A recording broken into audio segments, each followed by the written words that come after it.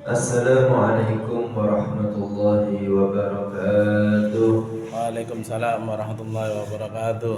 Bismillah walhamdulillah wassalatu wassalamu ala rasulillah Sayyidina wa maulana Muhammad Allahumma salli wa sallim ibn alaih. Abdillah wa ala alihi wa sahbihi wa man wala.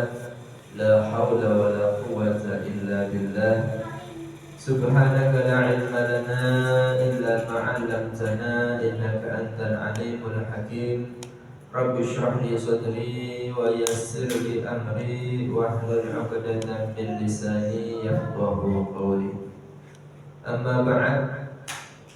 Segala puji kita panjatkan kepada Allah Subhanahu wa taala di malam hari ini di bulan Rajab, bulan yang mulia, bulan Isra Mi'raj Nabi Muhammad sallallahu alaihi wasallam. Kita semua masih diberikan sehat walafiat, hidayah, taufik dari Allah Subhanahu wa taala sehingga di malam hari ini kita dapat berkumpul untuk mempelajari ilmu agama. Semoga yang kita lakukan ini mendapatkan pahala besar dari Allah Subhanahu wa taala. Amin. Salawat dan salam semoga tercurah kepada Nabi kita Muhammad sallallahu alaihi wasallam beserta seluruh para sahabat, keluarga dan orang-orang yang mengamalkan ajaran beliau. Semoga kelak kita semua mendapatkan syafaat beliau, selamat dari neraka, masuk ke surga Allah Subhanahu wa taala. Hadirin yang dirahmati oleh Allah, melanjutkan kisah tentang Isra Mi'raj Nabi Muhammad sallallahu alaihi wasallam dalam panduan kitab Tadbir Mi'raj, menjelaskan tentang ada 4 bayi yang bisa berbicara sejak dalam timangan ibu. Bismillahirrahmanirrahim. Qala al-musannif rahimahullahu ta'ala wa nafa'ana bihi wa bi 'ulumihi fid dharain amin. Wa auladuha qala wa takallam fil mahdi arba'atun. Ada 4 bayi yang berbicara sejak dalam timangan ibu. Wa hum sigharu hada wa syahid Yusuf wa sahib Jurayj wa Isa bin Maryam. 4 bayi tersebut yang pertama sudah kita ceritakan, yaitu anak daripada Masyitoh, perempuan tukang sisir, putri Fir'aun, yang karena beriman kepada Allah dan Nabi Musa tidak mau menuhankan Fir'aun, dia disiksa beserta suami dan kedua anaknya.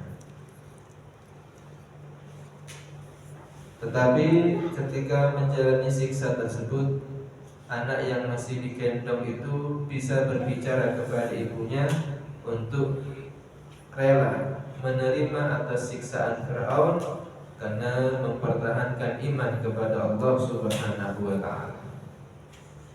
Yang kedua adalah anak yang menjadi saksi kejadian Nabi Yusuf dengan Zulaikha. Ketika Zulaikha ini istri Perdana Menteri memaksa Nabi Yusuf untuk menuruti keinginannya, tetapi Nabi Yusuf menolak, sehingga beliau memaksa keluar dari kamar tersebut, sehingga ketika ditarik gamisnya oleh istri Perdana Menteri itu robek dari arah belakang. Setelah itu disidang Nabi Yusuf oleh Perdana Menteri tersebut dan diminta mendatangkan saksi kalau dia memang benar dengan apa yang dia ucapkan. Maka yang menjadi saksi adalah seorang bayi yang ada di rumah sebelah, yang sama-sama rumah tingkat melihat kejadian tersebut dan didatangkan untuk menjadi saksi Nabi Yusuf. Bayi yang masih umumnya tidak bisa berbicara itu langsung diberikan kemuliaan oleh Allah menjadi saksi. Karena kami suhu kuda min dubrin fasodakot fakadzabat wa huwa minas shadiqin. Dikatakan kalau kata bayi tersebut yang robek daripada gamis Nabi Yusuf ini dari belakang, maka perempuan itulah yang berbohong. Nabi Yusuf adalah orang yang benar. Nah, setelah mendapatkan persaksian itu, maka menjadi jelas bahwa yang salah adalah perempuan tersebut. Yang ketiga adalah anak yang menjadi saksi daripada ulama Bani Israel yang namanya Jurej.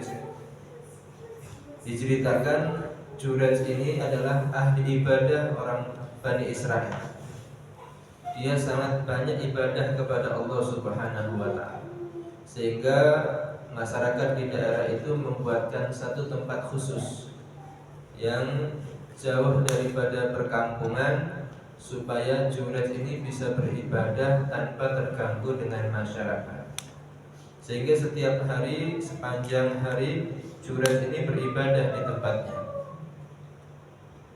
Kemudian suatu hari ibunya datang kepada Jurej yang ada di tempat tersebut dan memanggil. Padahal Jurej waktu itu dalam keadaan sholat. Maka ibunya memanggil, "Ya Jurej, wahai anakku Jurej." Maka Jurej ini dalam hati berkata, "Ya Rabbi ummi wa sholati." Ya Allah, saya ini sholat. Apakah saya meneruskan sholat atau memenuhi panggilan ibuku? Dia masih berpikir dalam sholatnya sampai ibunya tidak sabar, akhirnya pulang. Besoknya datang lagi memanggil Jurej, "Ya Jurej." Tapi Jurej juga dalam keadaan ibadah sholat kepada Allah. Jurej berkata lagi, "Ya Rabbi ummi wa sholati." Wahai Allah, wahai Allah, apakah saya penuhi panggilan ibuku atau meneruskan sholatku? Sehingga ibunya yang di luar tempat ibadah ini tidak sabar dan akhirnya pulang. Esok harinya kembali lagi. Di hari ketiga ibunya Jurej ini datang dan memanggil, "Ya Jurej." Dan Jurej ini dalam keadaan sholat seperti kemarin. Maka dia mengatakan, "Ya Rabbi ummi wa sholati." Wahai Tuhanku, apakah aku penuhi panggilan ibuku atau sholat saya teruskan? Nah, padahal dikatakan ahli ibadah itu memang kadang-kadang ada yang tidak mengerti ilmu fikih. Padahal sholat sunnah itu hukumnya sunnah, sedangkan memenuhi panggilan orang tua itu hukumnya wajib. Tidak boleh dikalahkan yang wajib dengan sunnah. Maka dalam hukum fikih itu mengunggulkan memenuhi panggilan ibu daripada sholat sunnah, berbeda dengan sholat wajib. Tapi Jurej ini memang dikatakan tidak mengerti tentang hukum-hukum fikih seperti itu, sehingga dia mengutamakan sholat sunnahnya daripada memenuhi panggilan ibunya. Dan ibunya ketika sudah 3 hari ke situ tidak ditemui oleh Jurej, akhirnya ibunya ini menjadi jengkel dan berdoa, "Wa qalat Allahumma la tumithu hatta yamdura fi wujuhil mu'minisan." Ya Allah, jangan engkau matikan Jurej ini, anak saya, sebelum dia memandang kepada wajahnya perempuan yang ahli berzina. Alhamdulillah ya. Dan doanya orang tua kepada anak itu pasti dikabulkan oleh Allah. Doa yang baik dikabulkan, doa yang buruk juga dikabulkan. Nah, kalau sudah berdoa yang jelek pasti akan dikabulkan oleh Allah. Dan yang menyesal bukan hanya anaknya, orang tuanya pun akan menyesal. Oleh karena itu, orang-orang dulu itu kalau melihat anaknya nakal, anaknya mungkin tidak menuruti keinginan orang tua, biasanya hanya mengucapkan la haula wala quwwata illa billah. Tiada daya dan kekuatan ini hanya dari Allah. Atau mendoakan yahdik, Allahu yahdika, semoga Allah beri kamu hidayah. Senakal apapun anak itu tetap dimintakan hidayah kepada Allah Subhanahu wa ta'ala. Tidak mendoakan jelek. Nah, di sini ibunya Juret ini mendoakan jelek. Jangan kau matikan Juret ini sampai dia melihat kepada perempuan yang ahli berzina. Setelah itu pulang ibunya dalam keadaan kecewa. Dan di tempat itu ada perempuan yang seorang pelacur yang terkenal sangat cantik. Dan orang-orang di situ ingin menguji bagaimana Juret ini ketika digoda seorang perempuan. Sehingga orang-orang yang tidak baik datang kepada perempuan pelacur tadi dan menyewa supaya menggoda Juret untuk berzina dengan dia. Alhamdulillah.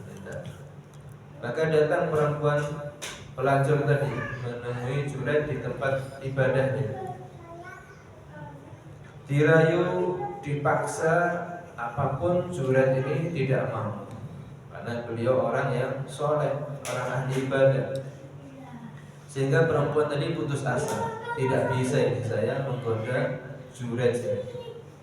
Tapi karena sudah terlanjur disewa oleh orang-orang, dia harus mendapatkan hasil daripada pekerjaannya. Akhirnya ketika keluar dari tempatnya Juret, bertemu dengan seorang penggembala kambing.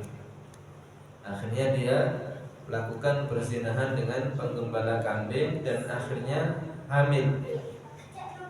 Dalam kehamilan tadi dia menceritakan bahwa ini adalah anaknya Juret, hasil dengan hubungan dengan Juret, annahu min Juret, ya. Kemudian setelah melahirkan juga sama. Faqalat lahum annahu min Juret, ini anak adalah anaknya Juret, telah berzina dengan saya. Melihat itu, mendengar itu, faja'u ilaihi wa hadamu sawma'ata. Orang-orang yang asalnya segan dan cinta dengan Juret ini datang semua ke tempat ibadahnya Juret dan menghancurkan tempatnya. Wa ja'alu yadribunahu, mereka memukul tempat tersebut sehingga Juret itu tidak mengerti apa-apa, tempatnya dihancurkan. Setelah hancur, Juret bertanya, ada apa ini? Maka orang-orang berkata, kamu telah berzina dengan perempuan ini dan ini anak kamu. Wa hadzal waladu minka, qad zanaita bihadzal mar'ah wa hadzal walad minka. Maka mendengar itu Juret berkata, datangkan anak tersebut kepada saya. Qaribuhu minni wa da'uni usolli raka'atain. Dan kalau sudah didatangkan ke sini, saya mau izin sholat 2 rakaat. Akhirnya dilakukan. Perempuan dan bayinya tadi didatangkan kepada masyarakat dan juga Juret, dan Juret melakukan sholat 2 rakaat. Falamma insarafu min sholati atal walad. Ketika sudah selesai sholat, Juret mendatangi anak tadi dan menusuk perutnya dengan jarinya. Wa qala lahu, dan Juret berkata, man abuka ya gulam, siapa ayah kamu wahai anak? Maka seketika anak yang dalam keadaan masih digendong ibunya ini faqala, bisa berkata, abi fulan ar-ra'i, ayahku adalah fulan tukang penggembala kambing. Nah, mendengar bayi bisa berbicara dan bersaksi bahwa ayahnya adalah penggembala kambing bukan Juret, masyarakat ini menjadi menyesal telah menghancurkan tempat ibadahnya Juret. Akhirnya mereka ingin membangun kembali, tapi Juret tidak mau.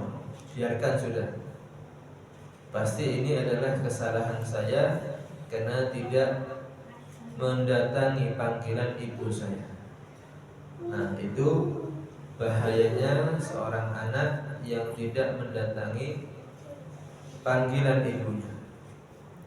Yang keempat Rabi Isa alaihissalam. Yang keempat adalah Nabi Isa alaihissalam. Nabi Isa itu sama, ketika baru lahir masyarakat di situ mengira bahwa Maryam ini telah berzina, karena tidak mungkin seorang perempuan bisa melahirkan tanpa laki-laki, tanpa suami. Nah, akhirnya Maryam ini tutup mulut, tidak mau berkata. Kalau kamu ingin bukti, tanya saja kepada anaknya Isa bin Maryam. Maka seketika Nabi Isa berkata, Inni Abdullah ataniyal kitaba wa ja'alani nabiyya. Langsung berkata, Inni sesungguhnya aku Abdullah, adalah hamba Allah, makhluk Allah. Ataniyal kitaba, Allah telah memberiku kitab, wa ja'alani nabiyya, dan Allah jadikan aku seorang nabi. Nah, artinya bayi bisa berbicara itu bukan hal yang mustahil bagi Allah Subhanahu wa ta'ala. Dan itu logikanya bisa terjadi bukan hanya kepada 4 orang itu saja. Karena sama, manusia dewasa dengan bayi itu punya lidah, punya pita suara, semua komponen untuk berbicara sudah ada. Maka dimungkinkan juga bayi itu bisa berbicara, tentunya atas kehendak Allah Subhanahu wa ta'ala. Kemudian perjalanan Nabi Muhammad SAW dalam Isra itu, yaitu antara Masjidil Haram Mekah menuju Masjidil Aqsa di Palestina. Setelah di langit itu melihat mencium aroma yang sangat harum, yaitu aroma daripada keluarganya Masyidah. Kemudian semata ala qaumin tardakhu ru'usahum. Nabi itu datang kepada sekelompok orang, dan Nabi malaikat Jibril melihat sekelompok orang tardakhu ru'usahum. Mereka ini selalu memukul kepalanya, memukul-mukul kepalanya dengan batu. Kullama radakhat 'adat kama kana. Setiap kali pecah kepalanya tadi, kembali lagi seperti semula. Wala yaftur anhu, dan orang itu tidak pernah lelah daripada memukul kepalanya. Terus dipukul, hancur, dipukul lagi, hancur, dipukul lagi. Maka Nabi menjadi heran. Faqala, Nabi bertanya kepada malaikat Jibril, ya Jibril, man haula, siapa orang mereka itu wahai malaikat Jibril? Qala haula alladziina tatathaqalu ru'usuhum 'anis salatil maktubah. Malaikat Jibril berkata, itu mereka adalah orang-orang yang berat kepalanya melakukan sholat 5 waktu. Orang yang berat melakukan sholat 5 waktu, tidak mau sujud di waktu subuh, zuhur, asar, maghrib, dan isya, itu nanti di akhirat dia sendiri yang akan memukul-mukul kepalanya sampai pecah, dan akan diutuhkan lagi sampai dia pukul kembali, terus menerus. Sepanjang dia meninggalkan sholat, maka di akhirat dia akan memukul kepalanya sendiri. Karena itu adalah kesalahan dia yang tidak mau bersyukur kepada Allah yang memberikan nikmat dengan melaksanakan sholat 5 waktu. Summa ata'ala qaumin ala akbarihim riqa'un wa ala adbarihim riqa'. Kemudian Nabi juga datang kepada sekelompok orang yang ada di jalan depan, yaitu kemaluan depan ada kain yang menutupi, dan di dalam jalan belakang juga ada kain yang menutupi, ibaratnya memakai celana dalam. Yasrahuna kama tasrahul ibil wal ghanam. Mereka ini digembalakan seperti digembalakannya onta dan kambing, seperti onta dan kambing yang digembalakan. Wa ya'kuluna ad-dhari'a waz-zakum. Mereka itu memakan dhari'. Dori itu buah-buahan neraka yang penuh duri, buah yang berduri. Wazzakum, zakum ini buah yang rasanya sangat pahit. Waradhafa jahannam, dan dia dikelilingkan di waradhafa jahannamu hijarataha, dan neraka jahanam ini melempari dengan batu-batunya. Di neraka mereka seperti digiring, seperti kelompok atau rombongan kambing, rombongan unta digiring dengan memakan zakum dan gharib, kemudian dilempari batu-batu neraka jahanam. Faqala, maka Nabi bertanya kepada malaikat Jibril, man haula ya Jibril, siapa mereka itu hai malaikat Jibril?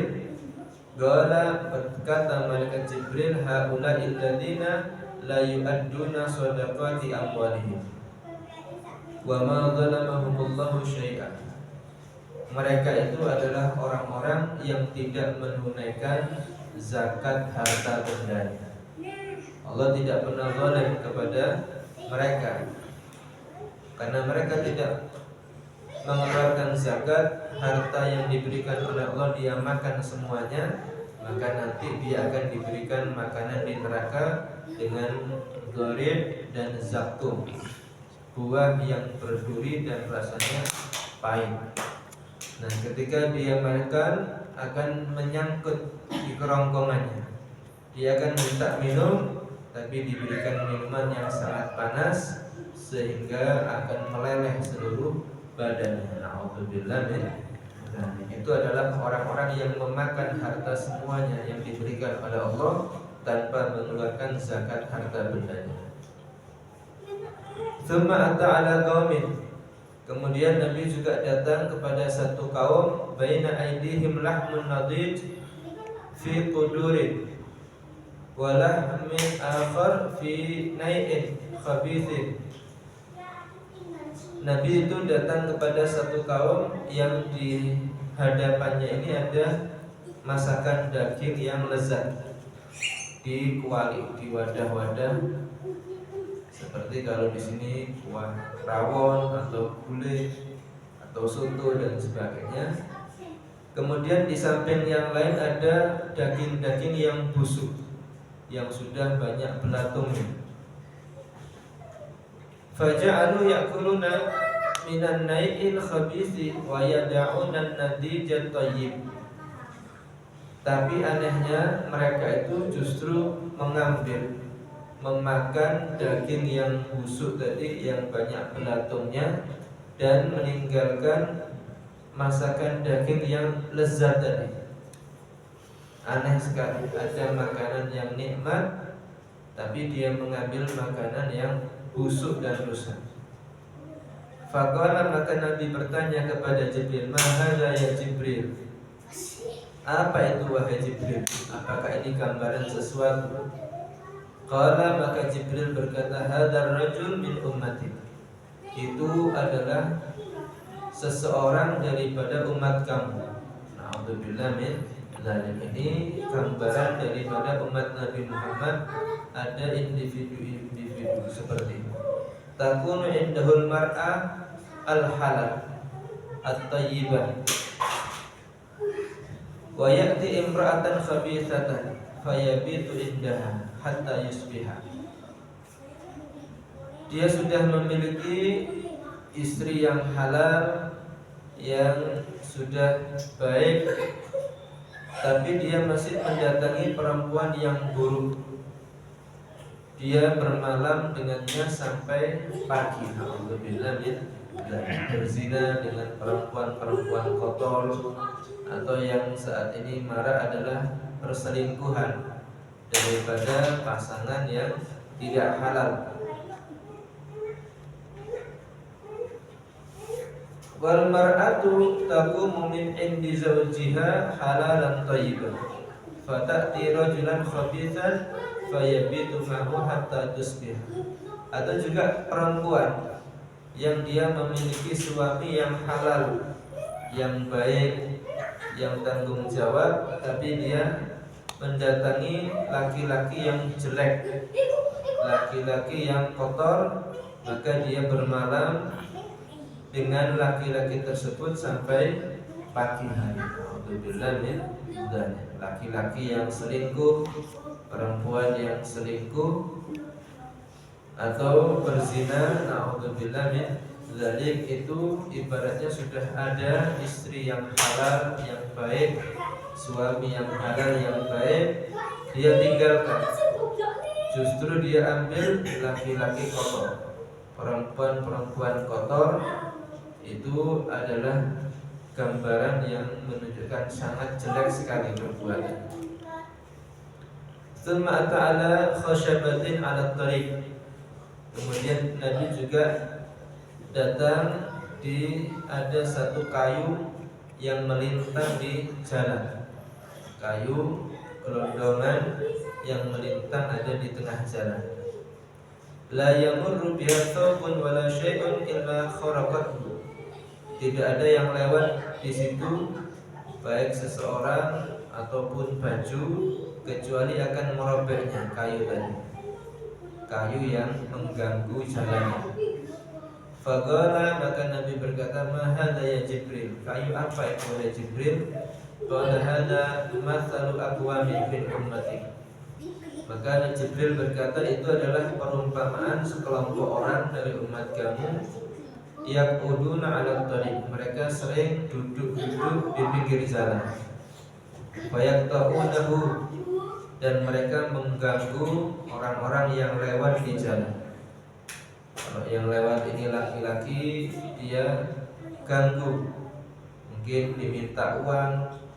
Kalau yang lewat itu perempuan, mungkin dilecehkan dan sebagainya, preman-preman. Itu sangat mengganggu jalanan. Watala, maka malaikat Jibril membaca Al-Quran, wala taqudu bi kulli siratin tu'iduna wa tasudduna an sabilillah. Jangan kalian ini duduk-duduk di sekitar jalan, akan mengganggu dan memalingkan daripada jalan Allah. Orang yang mau ke masjid, temannya diganggu, diajak untuk main-main sehingga tidak sampai ke masjid. Nah, itu kalau kita bukan dilarang, tapi tidak baik untuk duduk-duduk di pinggir jalan. Kalaupun kita duduk di pinggir jalan, Nabi itu pernah meriwayatkan ada beberapa sahabat itu pernah duduk-duduk di tepi jalan. Maka Nabi menyatakan, apakah tidak ada tempat lain untuk duduk-duduk berbicara, jangan di pinggir jalan seperti ini. Maka para sahabat tadi berkata, ada apa ya Rasulullah? Kalau kamu duduk di pinggir jalan, maka kamu harus memberikan haknya jalan. Apa haknya jalan itu? Yang pertama, kamu kalau ada orang jalan mengucapkan salam atau menjawab salam.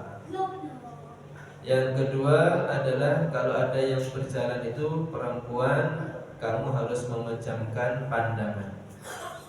Jangan sampai melihat, menikmati daripada perempuan yang tidak halal. Yang ketiga, kalau di situ ada hal-hal yang mengganggu di jalanan, harus kamu hindarkan. Kalau ada paku diambil, kalau ada batu dipinggirkan, jangan sampai mengganggu pengguna jalan. Yang keempat adalah amar ma'ruf nahi mungkar. Kalau ada orang bertanya, dijawab yang sebenarnya tentang alamat atau apa. Kalau ada kemungkaran di situ, ada preman, harus dihindarkan, jangan sampai dibiarkan. Nah, itu haknya jalan. Kalau tidak bisa, jangan duduk-duduk di pinggir jalan, justru akan menambah dosa. Kemudian wara'a rajulan yasbahu fi nahrin min damin. Nabi itu melihat ada seseorang yang berenang di sungai darah, berenang di sungai dari darah. Yulqamul hijarah, orang tadi dilempari batu, berenang di sungai darah, hampir ke tepi, dilempari batu sehingga dia ke tengah lagi. Faqala ma hadza ya Jibril, maka Nabi bertanya, apa itu wahai Jibril? Qala hadza mathalu akilir riba. Jibril berkata, itu adalah permisalan orang yang makan riba, pemakan darah, lintah darat. Nah, itu di akhirat akan disiksa, dimasukkan di sungai darah. Dia tidak akan keluar dari situ. Dia tenggelam di situ, minum darah, makan darah, sebagaimana dia ada di dunia.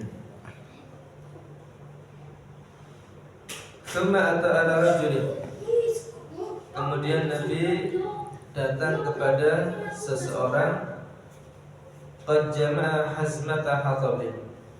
Laki-laki tadi itu mengumpulkan kayu-kayu bakar. Sudah sampai satu angkatan, masih dia tambah. La yastati'u hamlah, yang dia tidak mampu membawanya. Dia sudah memikul satu ikat, masih ditambah lagi, sehingga dia sudah tidak mampu, dan itu masih ditambah lagi. Wa huwa yazidu alaiha, dan minta tambah terus. Sudah tidak mampu memikul, minta terus. Faqala ma hadza ya Jibril. Nabi heran, bertanya kepada Jibril, ma hadza ya Jibril, apa itu wahai Jibril? Qala, malaikat Jibril berkata, hadzal rajulu min ummati. Itu adalah seseorang daripada umat engkau wahai Nabi. Takunu indahu amanatin nas. Dia itu sudah memiliki banyak amanat dari manusia. La yaqdiru ala adaiha. Dia tidak mampu untuk menunaikannya. Wa yuridu an yatahammal alaiha. Tapi dia masih ingin meminta beban lagi, ingin mendapatkan amanah terus. Sudah menjadi pejabat 5 tahun, dia masih banyak kekurangan, tidak amanah dan sebagainya. Di putaran berikutnya masih meminta untuk menjadi pejabat lagi. Sudah banyak dosa, menelantarkan amanah, masih minta terus. Dia tahu dia itu tidak akan amanah, tapi tetap meminta untuk mendapatkan jabatan amanah. Alhamdulillah ya. Nah, itu adalah orang yang membebani dirinya sendiri. Nanti di akhirat akan banyak mendapatkan tuntutan dari Allah Subhanahu wa ta'ala. Kemudian wa ata ala qaumin, Nabi juga datang kepada satu kaum, tuqridu alsinatahum wa shifahahum. Mereka mengguntingi lisan-lisan mereka dan bibir-bibir mereka bimaqarid min hadid, dengan gunting dari besi. Lisannya, lidahnya digunting, bibirnya digunting sendiri. Kullama qarudat adat kama kana. Setiap kali tergunting-gunting, kembali lagi seperti semula. La yafturu anhu. Dia tidak bosan, tidak lemah daripada mengguntingi lidahnya sendiri. Faqala, maka Nabi Muhammad SAW bertanya, man haula ya Jibril. Siapa mereka itu wahai Jibril yang mengguntingi lidahnya sendiri? Qala haula'i khutaba'ul fitnah. Maka Jibril berkata, mereka itu adalah orang-orang yang ahli khutbah, tapi menjadikan fitnah di tengah masyarakat. Bukan menenangkan, tapi membuat kekacauan. Khutaba'u ummatika yaquluna ma la yaf'alun. Itu adalah orang-orang tukang khutbah, tukang ceramah dari umatmu. Mereka mengucapkan apa yang tidak mereka lakukan. Nah, ini bahaya. Orang yang bisa memberi nasihat tapi tidak melaksanakan nasihat itu adalah berdosa, berbohong di hadapan Allah Subhanahu wa ta'ala. Dia sendiri nanti akan mengguntingi lidah-lidahnya. Wa marra biqaumin lahum azfarun min nuhasin. Nabi juga melewati satu kelompok orang yang memiliki kuku-kuku panjang dari tembaga. Yakhmisuna biha wujuhahum wa sudurahum. Mereka mencakar-cakar dengan kuku panjang tembaga tadi itu wajah-wajah mereka dan dada-dada mereka. Wajahnya dicakar sendiri, dadanya dicakar. Sampai Nabi ini heran. Faqala, Nabi bertanya, man haula'i ya Jibril? Siapa mereka itu wahai Jibril yang mencakar-cakar wajahnya sendiri? Qala, Jibril berkata, haula'il ladzina ya'kuluna luhuman nas. Mereka itu adalah orang-orang yang biasa memakan daging-daging manusia. Kiasan daripada orang yang biasa membicarakan keburukan orang Islam yang lain. Wa yaqa'una fi a'radihim. Mereka menyakiti perasaan orang lain, mengganggu daripada harga diri orang lain, menfitnah, menggosip yang buruk kepada orang lain. Itu mereka nanti akan mencakar diri mereka sendiri dengan kuku yang terbuat dari tembaga. Wa ata ala juhrin saghirin. Nabi juga datang kepada ada satu lubang kecil di tanah. Lubang kecil di tanah, yakhruju minhu thawrun 'azim. Keluar dari lubang kecil itu satu lembu kerbau yang sangat besar. Kerbau yang besar keluar dari lubang kecil di tanah, mengherankan. Kemudian faja'ala thawru yuridu an yarji'a min haitsu kharaja. Tapi anehnya setelah keluar kerbau tadi itu, dia ingin untuk kembali ke lubang yang dia keluar. Fala yastati', tapi tidak akan bisa. Sudah keluar dari lubang kecil, ingin kembali ke lubang yang kecil, tidak bisa. Berusaha untuk masuk terus, tapi tidak bisa masuk. Faqala, maka Nabi bertanya kepada Jibril, ma hadza ya Jibril? Apa itu wahai Jibril? Qala hadzal rajulu min ummati. Jibril berkata, itu adalah seseorang daripada umat kamu. Yatakallamu bil kalimatin 'azimah. Dia telah berkata dengan omongan yang besar, mengandung fitnah besar, mengandung bahaya besar. Terjadi perpecahan, terjadi kekacauan negara dan sebagainya. Tsumma yandamu 'alaiha. Setelah terjadi fitnah besar, dia menyesal, ingin menarik kembali ucapannya. Maka fala yastati'u an yaruddaha. Dia tidak akan mampu akan menarik kembali omongannya. Omongan itu kalau sudah keluar tidak akan bisa kembali lagi. Maka dikatakan oleh Habib Abdullah Haddad, takir qabla an takalla. Pikir-pikir dulu sebelum kamu ngomong. Jadi sebelum berbicara itu manusia ini sebelum mengeluarkan lidah diikat atau ditahan lidah itu dengan beberapa penghalang. Yang pertama adalah gigi. Ibaratkan gigi ini seperti jeruji. Jadi sebelum keluar itu ada jeruji-jeruji yang menghalangi keluarnya lidah. Setelah itu ada penutupnya, yaitu bibir, seperti pintu. Jadi kalau ingin mengeluarkan hewan buas dari mulut manusia itu harus melewati jerujinya dan pintu-pintunya. Harus membuka lidah dan juga gigi.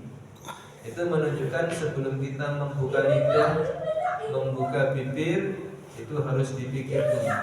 Apakah yang akan saya keluarkan ini manfaat atau bahaya? Apakah ini akan menyakiti perasaan orang atau menyenangkan hati? Itu seharusnya kita berpikir dulu sebelum mengeluarkan kalimat daripada omongan kita. Betapa banyak orang yang masuk penjara dengan gara-gara ucapannya, karena mencemarkan nama baik dan sebagainya hanya dengan ucapan saja. Berapa banyak orang itu masuk neraka gara-gara omongannya, karena ucapan-ucapan murtad atau dosa. Oleh karena itu sebelum kita mengucapkan itu harus berpikir dulu. Allah Subhanahu wa taala berfirman, "Ma yalfidu min qawlin illa ladaihi raqibun atid." Tidaklah melafazkan satu ucapan kecuali di situ ada raqib dan atid. Nah, kemudian dijelaskan ini nanti ada suara-suara yang memanggil.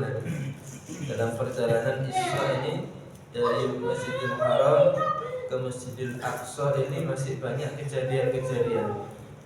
Ya meskipun terjadinya sangat singkat waktunya, tapi banyak sekali kejadian-kejadian yang dilihat oleh Nabi Muhammad SAW. Oleh karenanya, insyaallah di pertemuan selanjutnya kita jelaskan apa saja yang selanjutnya terjadi dalam peristiwa Isra Mi'raj ini.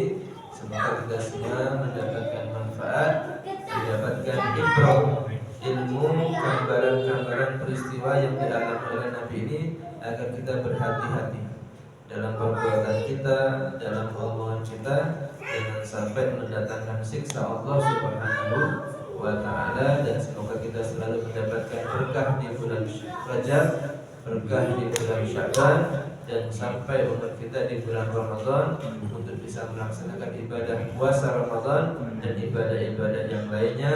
Amin ya rabbal alamin. Wal minkum. Assalamualaikum warahmatullahi wabarakatuh. La ilaha